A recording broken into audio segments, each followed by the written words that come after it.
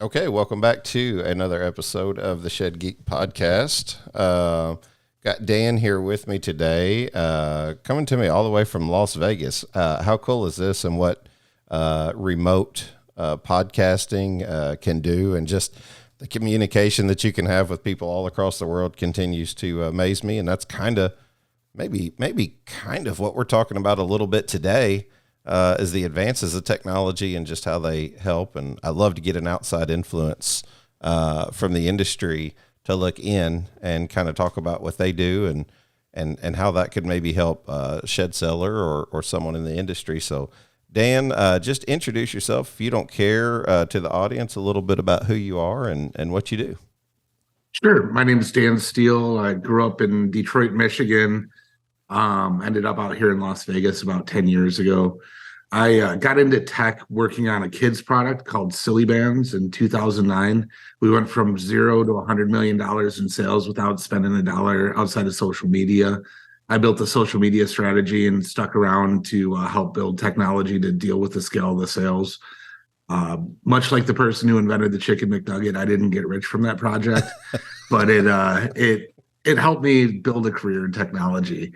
And where that took me was I opened an agency, and this was in the early days of Twitter. People would post links, and when you clicked on the link, it wasn't necessarily what you thought you were clicking on. But the influencers got paid for that. So you won't believe what happens when you click here. And there were some movie stars and musicians, and I can't say who they were still, that made, upwards of $100,000 a month on Twitter with us, and they had never made money from Twitter. That eventually built out into a platform called Influential. And at Influential, we connected, the company is still around, but we connect large brands with people that have large social media followings, and we used AI and technology to optimize that process. In 2017, our investors wanted us to bring in a professional CFO, COO. So my role changed from operations, where I was working on tech and product and culture and the things that I really enjoyed, to president, where I was kind of flying around, hand-holding bankers and doing stuff that I wasn't really too fond of. I grew up pretty poor in Detroit and had never left North America. So I had some money in the bank, and I decided it was time to see the world. From 2017 until just before the pandemic, I filled up 3/4 of a passport book with stamps, spent most of my time in Eastern Europe. Really kind of reminded me of, Michigan and, back when I was younger, because they haven't developed quite as rapidly as we have here. When the pandemic brought me back, I reconnected with my now wife. We're based here in Las Vegas. I do software development consulting. I wrote a book, or I had ChatGPT write a book. I guess I published a book, if you will, looking at building some land, or buying some land outside of Nashville, start working on, a summer home for the summers, and then eventually work into a place where we retire. One thing I do want to say is I really admire what you're doing.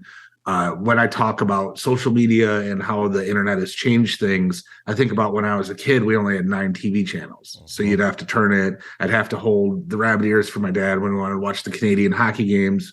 But we were given only 9 choices. So we were kind of force-fed content and pop culture. Expanded to 99 channels on the cable box, but pretty much all of our culture and content was fed to us.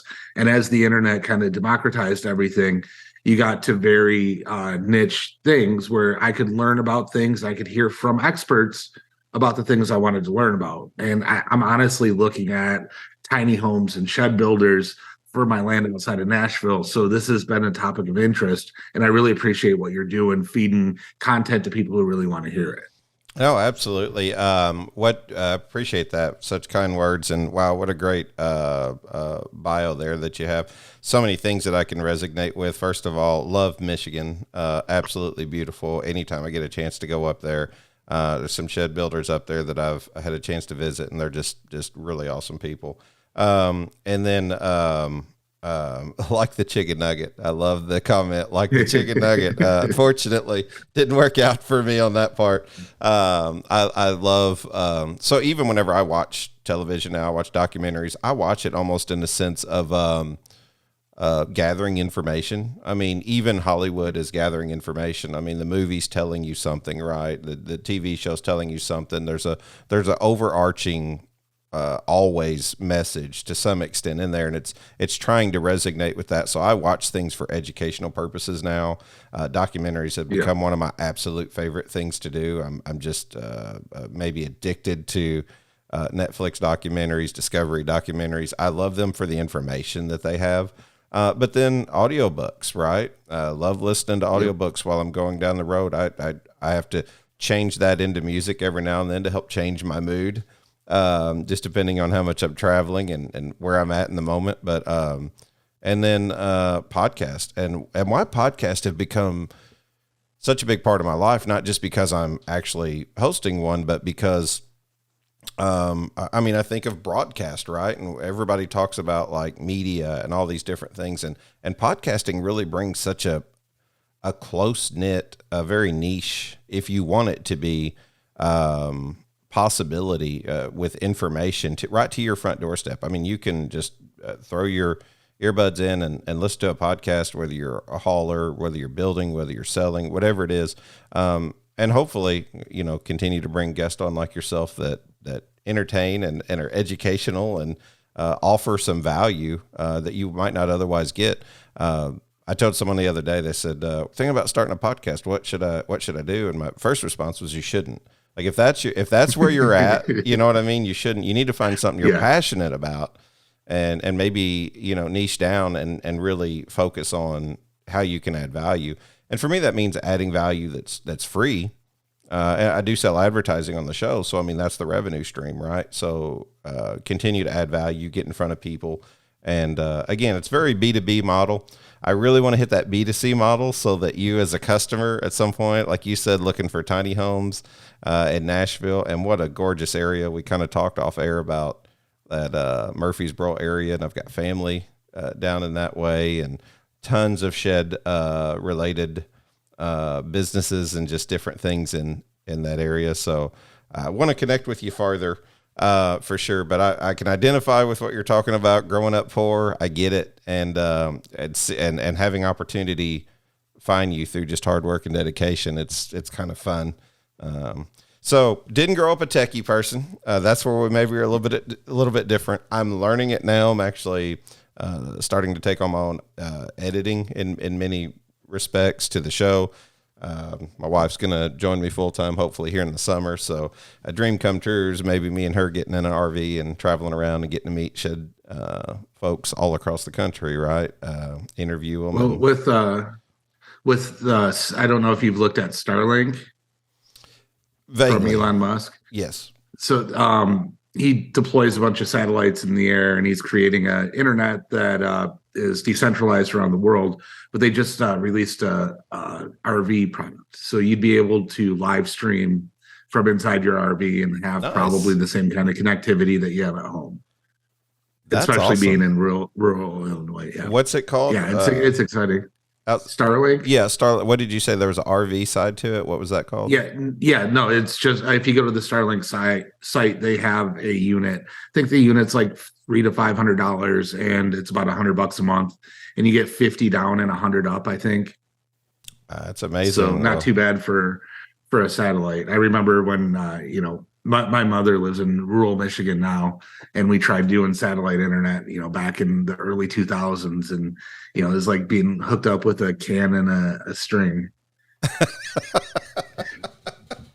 Does that still work? I mean, that's I think that still happens here in Southern Illinois from time to time. So that's awesome. Dan, I just kind of love what you do from the moment that I was reading your bio. I love to have that opportunity to connect with you, because I think it's important to bring an outside perspective sometimes into the industry. And I think sometimes it's good to keep that perspective inside the industry. Through your bio, you talked about a couple of different things there, but maybe the first of which maybe we can talk about what is ChatGPT for folks who are saying, I don't know what ChatGPT is, and I don't know how that can help me as a business owner. Can you give us a very elementary explanation and then level up from there? Sure. I guess the best way to relate it is with my actual personal experience with it.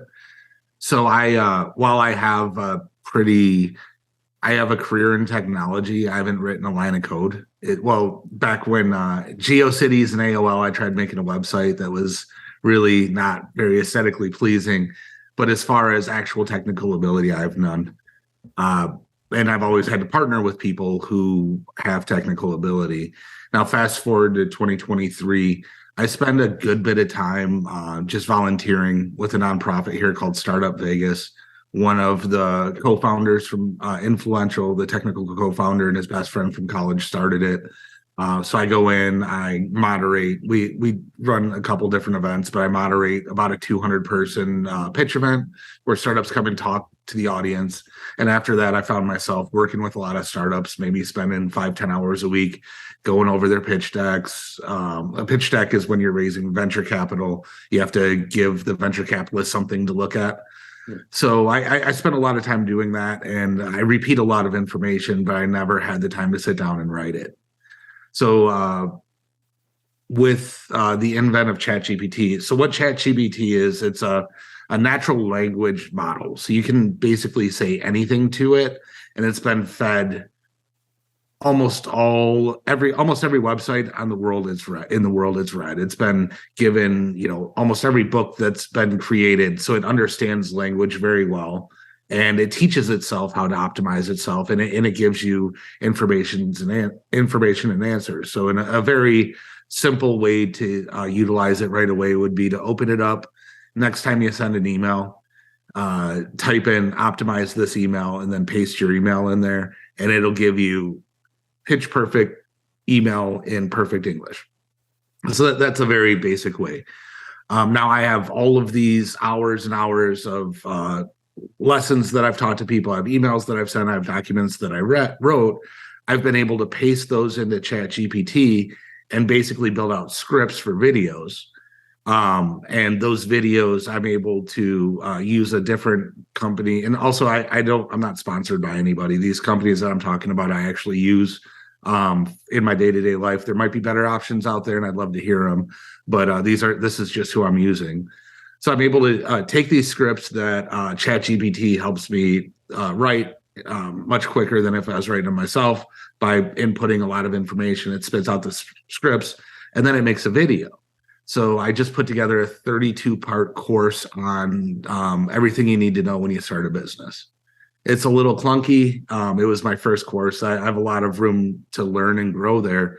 But in maybe 10 days, I was able to put out 32 2 to 5 minute videos about the technicality of launching a business. And then I was able to put those on a website, and I was able to write out all the information or copy that I need on a website that would be great for search engine optimization. The site isn't live yet, or else I'd talk about that.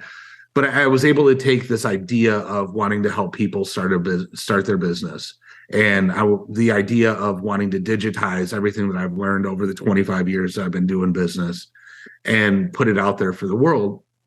And now, without the help of anybody else, this non-technical person who has no experience actually writing code has been able to produce videos and put up a website and have it be just great quality content.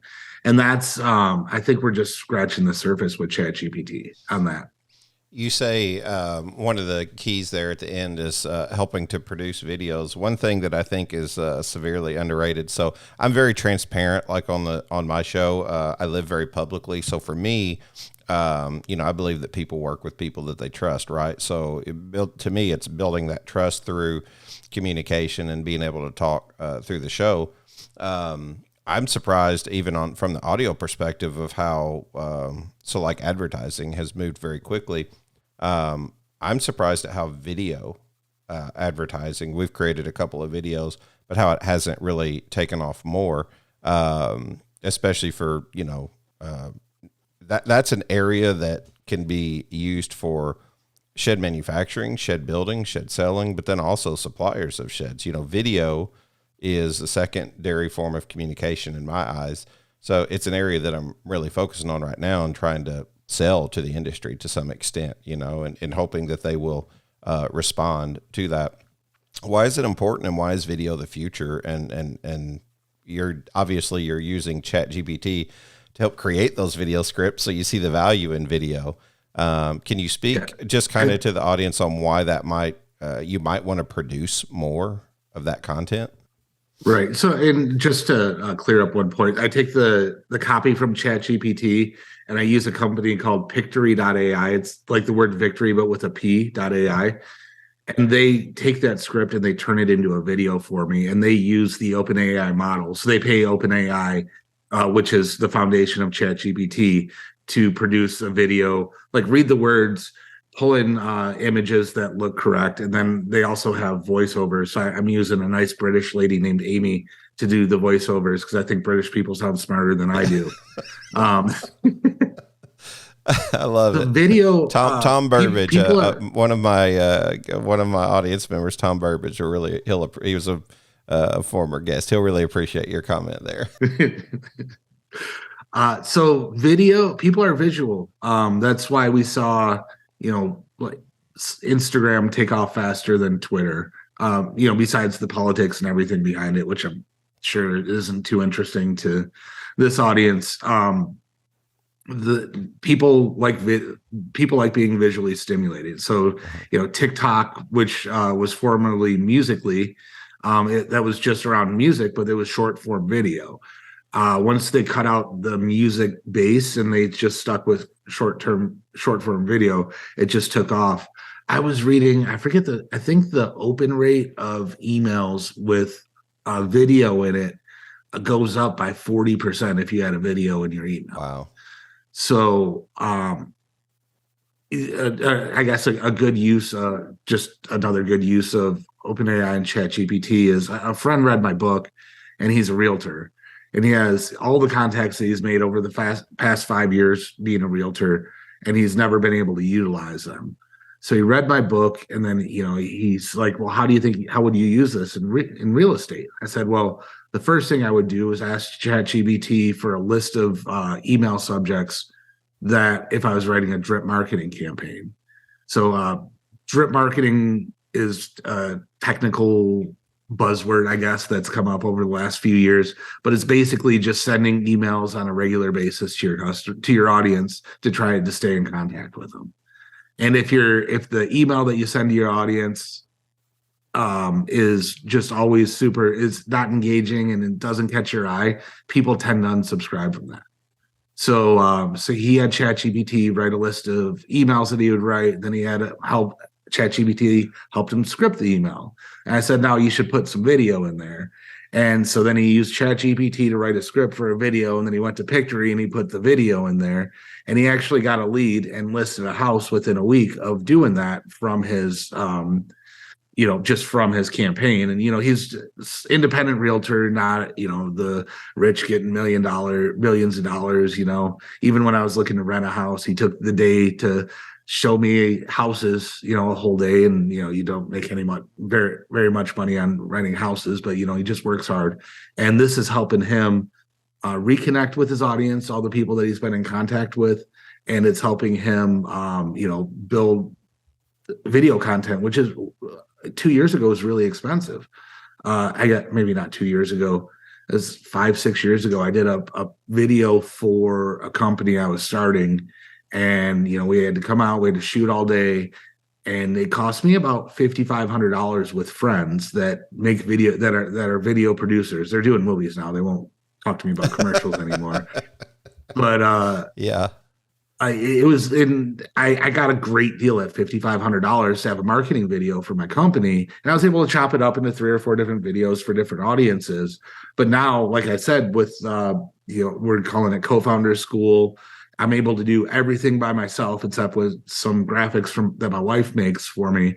And the world's just flipped that much, and it's going to be more so that, you're somewhat technical, even though you say you're not, you're getting it and you caught it quick. If you're able to get a podcast and you're able to reach thousands of people in 2 years, somebody with no technical ability, just with imagination, will be able to do all of these things that we're doing now. And it just evens the playing field. So when you talk about equity or equal opportunities, the technology is making it so that anybody, even, somebody coming from a humble background like mine that didn't go to college, I'm able to put out these highly technical things because I had to work really hard on it. You aren't going to have to work very hard on it in 5 years. No, all of that is, it says so much, about creativity. I mean, I love the idea of creativity and the technical components have always kind of, I go off into this other world, right? And now my son, completely different. He's going to school for computer science and wants to learn more about all of these things that we're talking about. And I expect him, he'll probably do big things is my guess with a lot of it. Smart kid. So, but yeah, for me, I mean, blue collar jobs, I mean, never expected myself to really, fall into that kind of category, but you're right. A little creativity goes a long way, and you never know what other opportunities it continues to open up and possibilities that just exist. It's been a ride. It's been absolutely fun. And I genuinely love what I do. The beauty of it is I enjoy setting and building relationships. So, I would always say in sales, I mean, I was technically a relationship builder, which they say is not the strongest, seller. If you read The Challenger by Matthew Dixon, he talks about the challenger sale and how it's more important to be more aggressive, and it just doesn't fit my personality. So I know that we're all made a little bit different. And for me, I'm perfectly fine with just building a relationship, and sometimes sales happen out of that, and sometimes they don't, but you don't quit being creative. And, so relating all of that to sheds, you were talking about the real estate market and how that could happen. How could someone take, and I love that you were talking about breaking up a video, repurposing a video. And that's something I really want to drive home. How can you use ChatGPT and video to repurpose those things for your socials and just over and over and over? So starting out, if I was selling sheds, I don't think I'd want to be the pitch man for my shed company. I don't, I like doing podcasts. I didn't like doing the commercial. It didn't seem right, being the face of it. So I think what I would do if I was selling sheds, since don't want to be on camera, is I would, an iPhone now shoots better than movie cameras were 10 years ago. So I would shoot some content of the features and benefits of the shed. I would have ChatGPT help me write a script for that content, maybe write out the bullet points of, this is the door. It's, this thick, the roof is rated for this wind, or, I don't know that much. I just know about the little snippets that I've read in my shopping. But the features and benefits of your shed, like bullet point those out and just play with ChatGPT to see if you can get it to write, 30 seconds of video copy. And then you can take that to a site like Pictory, upload your video from your phone, or you can just take pictures from your phone.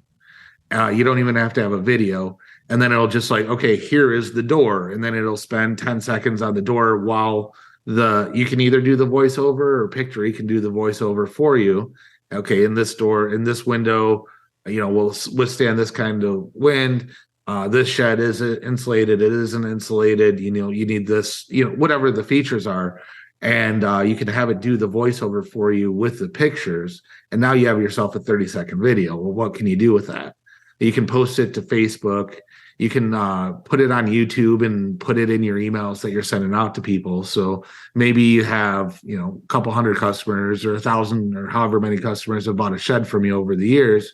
When you come out with a new model, they might be looking to upgrade, or they might have moved, or, one of those things. And if you stay in contact with them, they can see this new model. They can see the pictures of it. I wouldn't have to be the pitch man and be bye, come on down, just like, hey, here's, what's changed and here's what we're doing.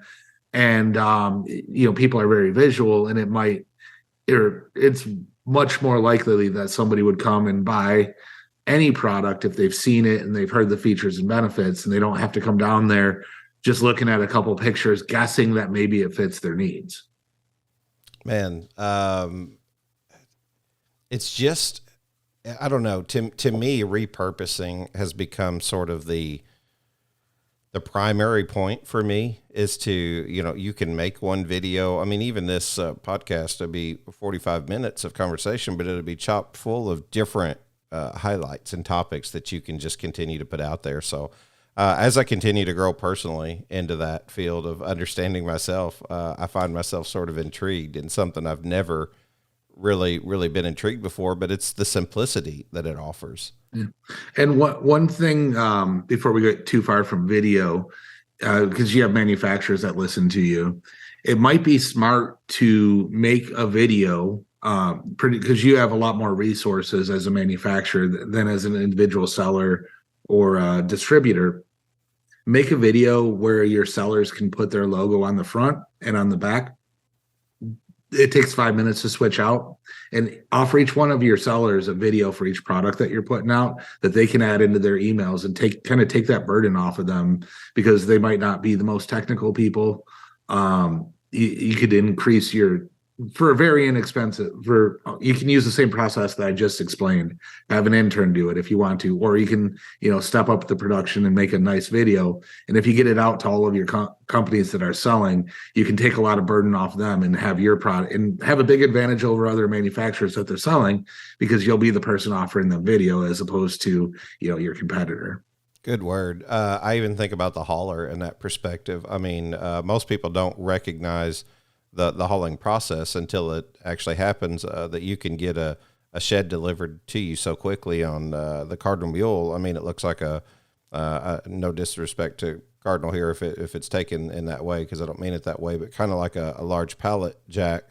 And I think I know it's way more than that, trust me. I've been to both facilities and it's an amazing product, and they have amazing engineering. So I'm not trying to cheapen that. I'm just struggling to come up with a better metaphor. But the customers might see it that way, right? And they're amazed at the process. Mm-hmm. And whenever they see you pull up with a trailer the tail shifts, or it has sideways wheels or something like that, and then they pull this machine off that counterbalances against the weight of the building, and they're kind of like, wow, this is like, I didn't know this was a thing. They just, they probably didn't recognize how talented and how advanced some of those things are, to the point where there's actually events around the country where shed haulers get together and build community. So, I mean, it's a thing. It's a real thing, light parades and show and shines and all that. So they could do so much with their video to put on their website, showing the delivery process. Because one of the first questions you're going to have, you're going to be looking for possibly a tiny home or someone around the area who can service that, right? So I guess you Nashville guys probably want to reach out to Dan here, but my thoughts are, have you seen the process? I mean, do you know what the process looks like? Because a lot of times people are amazed by the delivery process itself. I've watched a couple of videos. We went out last August to look at land in Nashville, and I thought I was going to get 30 acres for $25,000, and then I went out to the places that were 30 acres for $25,000, and I got almost stuck in a 4-wheel drive truck on the road provided by the county. Yeah. So I can only imagine a lot of the situations that they find themselves in, and I for some reason my brain just doesn't work with trailers, because you're turning the opposite way. I've only ever broke things when I've tried moving a trailer, so I really admire what they do. I love it. They'll appreciate that comment, I'm sure as well. Yeah, there's some very tricky areas and things that they do have to get into, and yeah, man, Nashville, an expensive area, to be honest with you. They've had such an influx of folks coming in from different states. Oh, yeah. I want to be at least 45 minutes out of Nashville. Yeah. That's one thing that I'm looking forward to. Las Vegas has grown, about doubled in size since I've moved here. I got stuck at a light for 20 minutes the other day. And I'm like, man, I can't wait to get in the country. Well, yeah, for sure. There's so many beautiful areas around there. Tennessee, just in general, is it's a beautiful state. I love Tennessee. I love Texas. Anytime I get to visit, there's so many other nice places as well. But those are kind of two of my favorites for sure. So So I'm going to go more from just a personal perspective here, kind of get a little personal take on this. And I just want to go through the list of questions, kind of me and you talked about beforehand, and rapid fire a little bit, and just kind of see what your quick responses are here. What was so how did you come up with the idea to write the book on ChatGPT? I know you talked about it briefly here today, but what was sort of the overarching button that you pushed to say, let's do this? So I like I said, I'm working on this CoFounder School, which might take a month, might take 6 months to get up. I'm kind of working at my own pace. And I'm like, well, there's a lot of people who've done business before, and I'm sure a lot of podcast hosts like yourself get a lot of pitches for people who've done business. But what can I do to stand out? I'm like, what if I train ChatGPT to write a book about ChatGPT? And then I called it The Book on ChatGPT, so I could say I'm the guy that wrote the book on ChatGPT. And genius. I love it. I sat down and I couldn't get it to put out enough words. I was because I guess an average chapter is about 2,000 words on the low end, and I could only get it to put out 400 to 600 words at a time. And then it took me about a week to where I figured out how I could get it, 2,000 to 3,000 words for a chapter. And so I just did it. I did it with no plan, no thought. I made it, and then I went through and I formatted it the way I thought a book would be formatted. And then I found out that Amazon has its own template that you can just paste everything into. So I wasted 4 or 5 hours on formatting. But all in all, I got a book up in a day, and it's really well written. And it's good, informative content that, informed my friend that he should, he's been able to, it's helping people anyway. And so this has just been all haphazard. They came out with a new version of ChatGPT 2 days ago. I did the book yesterday, and it's up on Amazon today. And it's amazing how fast I had to work till midnight 2 nights ago and last night, but I did it and I got it up. And it's amazing how fast it comes out. And I'm hoping to use this as an example for people, because I'm not that technical of a person. I don't have a college education, and I've been able to use these tools to do that. And it's available for anybody to use. So becoming an advocate for it. And one of my favorite things about it is, when we looked at AI 5 years ago, we were like, oh, it's going to replace the blue collar jobs. The first major thing that they were looking at disrupting was semi drivers, which is the backbone of America. And now what it actually turned into is it's making it so maybe folks who came from a blue collar background can replace the white collar jobs, and it's replacing those jobs rapidly. So being an advocate for the technology for the common person, as I like to consider myself, not some sort of elite, is kind of my goal here with what I'm doing. Even though I didn't, I just thought it'd be funny if I did it to start. Now, is this would it be available on Audible? You said it's on Amazon, I'm assuming. I haven't worked on Audible. Also, if you could throw my LinkedIn in the show notes. Yeah. If any listeners from Shed Geek contact me on LinkedIn saying that they bought the Kindle version of the book, I'll send a signed copy of the paperback version. I only have the first book in paperback right now. It takes about 2 weeks to get the next one, but either one, I'll send you a signed copy if you just if you send me a proof that you purchased the Kindle book and leave me a good review. That'd help me a lot too. For sure. Yeah, I'll make sure to throw the notes in. Also send out, obviously, a email campaign every week.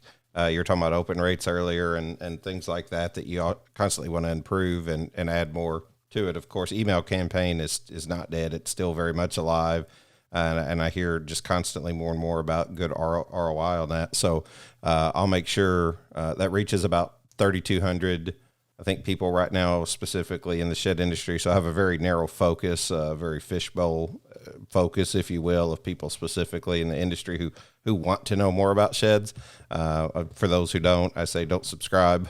But for those who want to stay educated in their craft and just see more, certainly go to info@shedgeek.com. You can subscribe.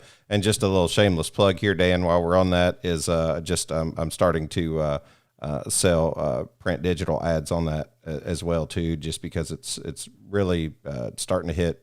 It's pretty valuable, I feel like, to be able to get in front of that much audience. We have a couple of publications in the industry. I have no desire to get into print publications. They do a tremendous job, and I would be lost as an Easter egg because I would have no idea what I was doing.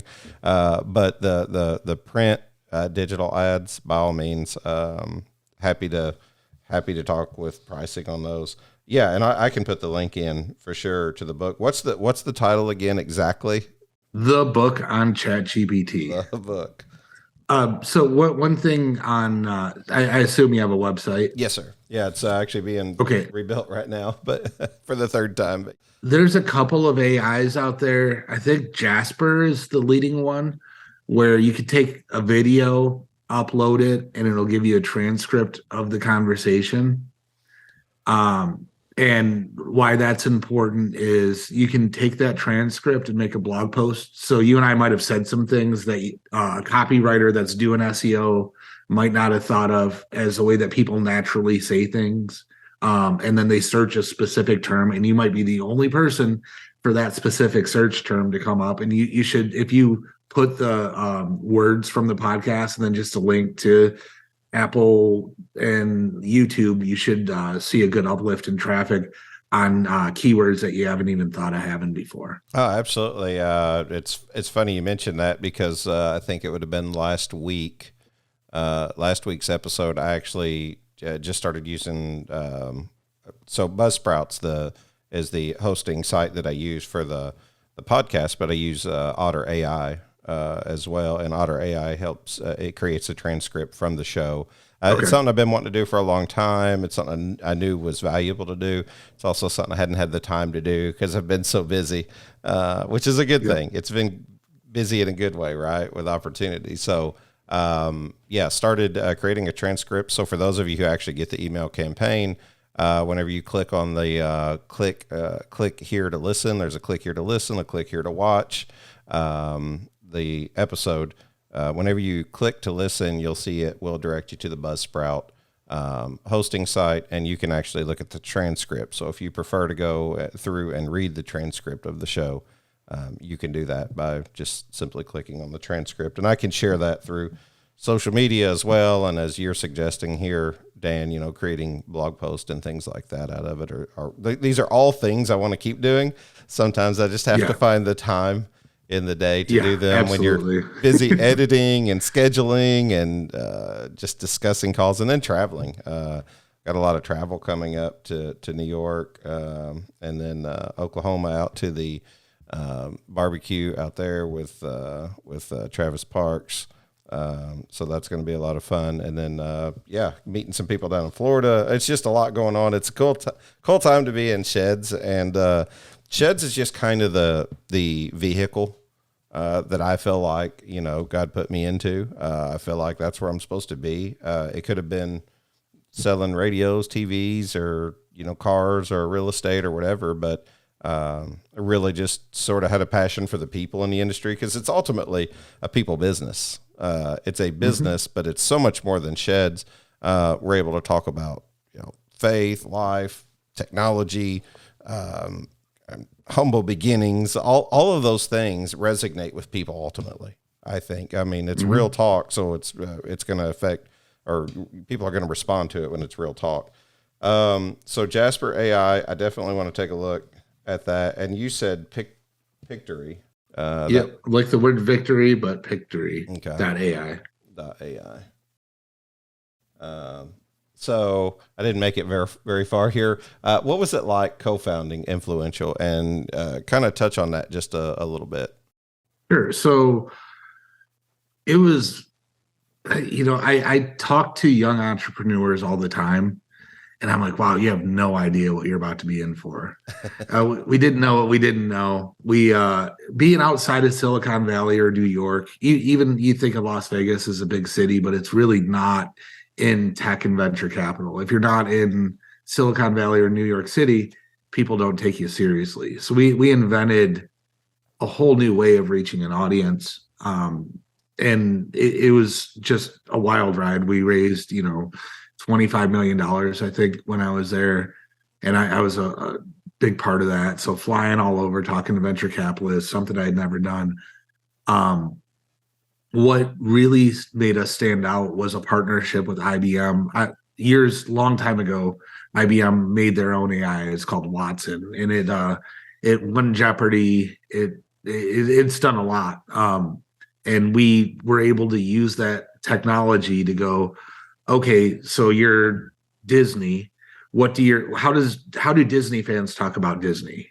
And we would pull in that information, and then we would match how people talked about Disney naturally with influencers to see if those influencers spoke the same way that the audience speaks.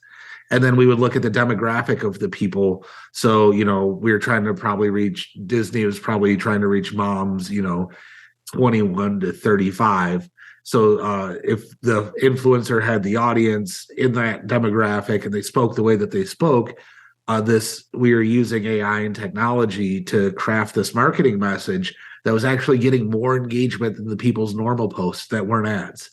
And what that allowed us to do was get in with advertising agencies. So Disney, Coca-Cola, whoever, they say, hey, we're a big company and we really don't know that much about advertising. So we're going to hire the best marketers and advertisers in the world to spend our money for us. And then those people get a commission. Well, it was also new and there was no real way to measure social media the way that you would measure TV or a billboard or a bus stop. They had very common ways to measure that. And we were able to partner with IBM and use other data points and sell an influencers ad the same way that they would buy ads traditionally. And that really helped us become the market leader. And today it is the biggest influencer marketing company in the world. I'm a shareholder. I root for them, but I have nothing to do with the operations or anything anymore. That's awesome, man. Congrats on all the success. Those stories inspire me. I don't really know how to identify the term influencer.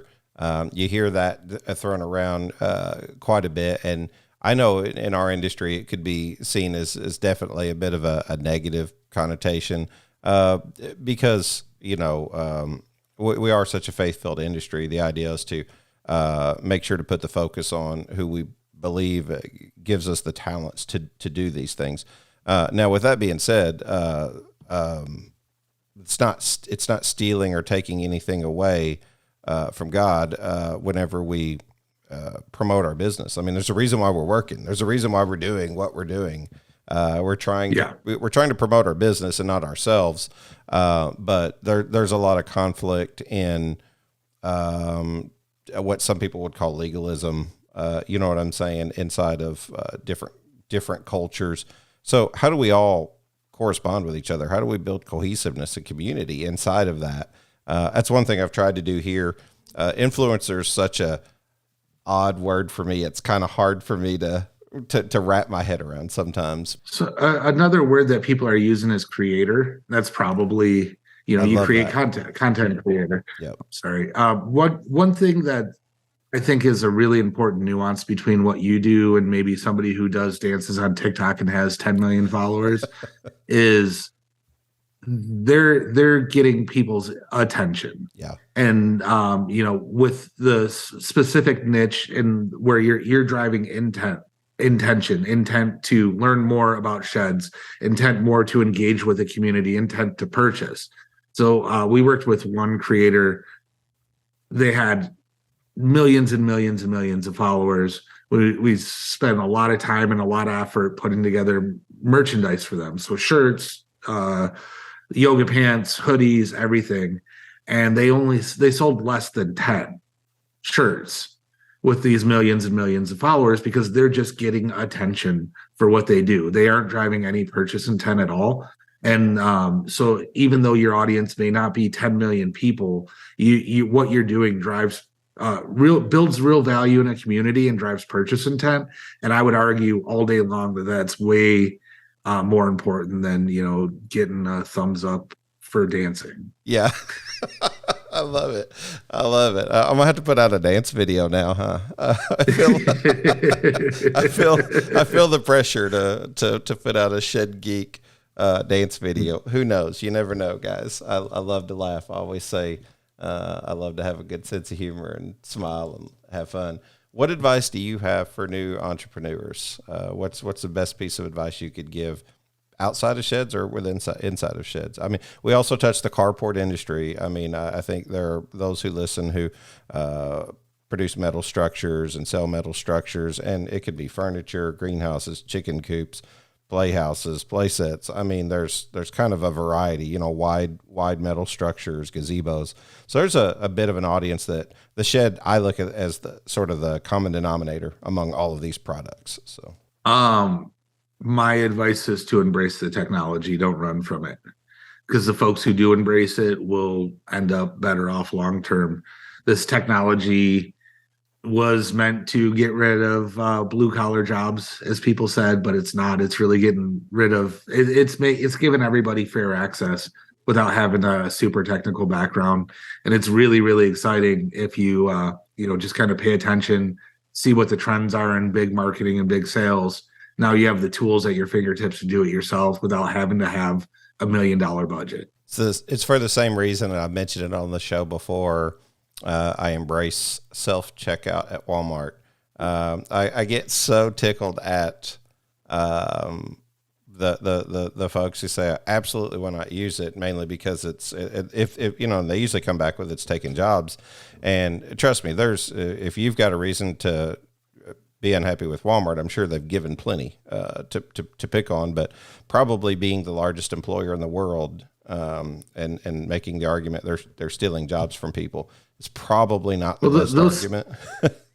Those folks that were working the cashier's job are now doing the curbside pickup. That's exactly right. It's exactly right. Yeah, it's a matter of repurposing those jobs. They're still the largest employer with and without self-checkout. So it's really just a matter of progress. We used to have full service gas stations too, but nobody pumps their gas anymore and usually walks their groceries out. Times just change, things change, but generally speaking, I kind of go to task with people on that. And I'm like, well, it might be hard for me to defend Walmart at times, but I'll defend them on that. So it makes for good conversation. What technology trends do you think are going to have the most short-term impact? Short-term, I think marketing is, where it's at, because everybody has, something to market. If you have a business, even if you're a hauler, you still have to reach the people that use your services. Short term, being able to make content that's great for marketing, and I think that's where we are short term. What does the future of influencer or creative content marketing look like to you? Maybe I'm a dreamer, but even past just content marketing, I see a not too distant future where you can walk into your house and say, I want to watch a movie set in the 1930s in the style of, any director that you want. And in minutes be watching that movie that you dreamt up, and everything from here to there. It'll just be a fast evolution. Do you remember when were you younger? When you were younger, you'd go to Home Depot, and they had those big funnels where you'd put a quarter in the top. Oh, yeah. And it would spin Absolutely. around. All right. So I like to think of this technology, the internet kind of coming around in the 90s was around the top. And then we got our smartphones in the middle, and now we have these big AI things, and we're down and it's just spinning really fast, and it's changing that fast. That's what I like to liken it to, and we're kind of down there right now. No, perfect description. I would say that even for my own life, that's become a reality. I sit down and eat with my dad once a week, and I opened up a menu on a QR one day, and now my dad thinks I'm a wizard, right? So like he has no idea what I'm doing, and he's over here, thumbing through his phone, and he's like, yeah, I don't understand texting. And I think about how he's 80 years old, and I think about how technology's changed. I mean, he could take a transmission out and put it in a vehicle. He's very skilled in his own right. I wouldn't know how to do that. And we need those people. Absolutely. We need to pass that information along. I really think that you're going to have a hard time finding a plumber in 10 years because we're sending all of our kids into, these technical roles. Yep. And I kind of saw it over in Europe. I was in London, and all of the people that worked with their hands were from Eastern Europe. There was nobody from Britain, laying tiles in Mayfair in London. It was all Romanian, Polish, and Ukrainian folks. Yeah, there's a call for trade, most definitely, and I feel like well, the beauty of that is in the shed industry, it would be good to connect those people to jobs because the one thing that we found Yep. during the pandemic was we couldn't keep inventory. Believe it or not, the shed industry took off during that time because people were at home. I think they were looking for home offices, just working in their yard, things like that. They were spending more time at home, but it took off, and we had a hard time finding inventory. We had a hard time fulfilling, I think, much of that in the industry. Not everyone, but I mean, and in general, I heard a lot of like mentions about having a hard time to find good help or consistent help or enough help. So it'd be really good to be able to connect with trade schools and just different places that could provide that journeyman opportunity, right? Coming straight out. So, what company? What do you look for in companies you invest in personally? Uh, Companies that I can really make an impact with, like one of my most recent investments, the guy was a preacher and he was sharing space with another church. He had to get his own church, and it was really tough. He had to move into a not so great neighborhood, buy, class B, class C real estate, personally guarantee it, and he's none of that. And then they had to build it out, and not everybody in the congregation was a builder. He's like, isn't there something like Airbnb where I could just find commercial space and use it part time? And so he built it. And now most of the focus is with churches, because a church usually has a kitchen, and it has a gymnasium and a daycare center that sits empty most of the week. And they're renting those spaces out, and it's turning members of the congregations into entrepreneurs. So my mind works sets very well. And the founder is really smart, but he doesn't have a ton of experience operating a tech startup. So I'm able to spend an hour a week with him and really drive impact and change with an hour a week inside the business. You mind if I shout it out? No, go for it. That company is called Space Together. So if you have something like a church or some commercial space where you have downtime and you're not using it, it's a big part of your budget. Check them out, and they work mostly with faith-based businesses, helping them expand their revenue, because I know attendance is down a lot too. Yeah, very awesome, good word. And that's, this generation's different, right? Like 30 years ago, don't get in the car with somebody. Now we've got everybody's using services inside the city, especially to get around here and there. Airbnb, what that's kind of brought to the table, things like that are just, so this generation is just different. And even in ownership in terms of owning things, most of the articles you read say they're not as interested in ownership. I mean, that's why rent and things like that have continued to increase, is because a lot of the newer generation doesn't want to settle down and kind of be locked in and pigeonholed into that one thing. Right. So I feel good to know that I'm sort of a mixture of maybe in between and maybe a little bit more on the old school way. But how did you get your first 100,000 followers for Silly Band, the original company you were talking about? Oh, do you remember the game Farmville on Facebook? I do. So in order to get more turns, you had to have more friends. And there were these Facebook groups where you could go and you say, I want more turns on Farmville. And you'd eventually max out to the 5,000 friends. So I built 100 Facebook accounts, and I got them out to the max friends. Wow. And then when we did Silly Bands, I just invited, there's a lot of, duplicates and crossover.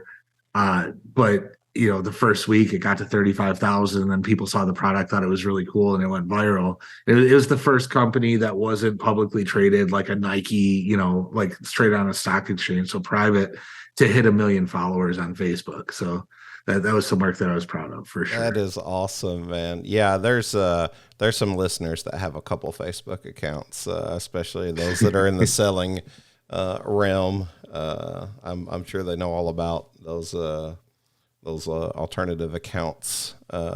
Yeah, to make sure they're able to stay in front of the customer. What do you read? Just curious. Do you read? What do you listen to? What are some suggestions you could give to the audience to learn more? One of my favorite podcasters is Rob Jepson. He says leaders are readers. So I'm just curious what your thoughts are. I listen. I read a lot of tech news, a lot of what's going on, that sort of thing. The last book I read was about the CIA and the hippie movement. I don't even remember the name of it. And then everything else has just been, tech books. I've read so many. I don't have one off the top of my head that I've been working on. A lot of the podcasts I listen to are, more liberty focused. Dave Smith's going to be probably the candidate for the Libertarian Party. Not necessarily how I'm voting, but I like a lot of things that he has to say, and stuff like that. I consume a lot of different forms of content.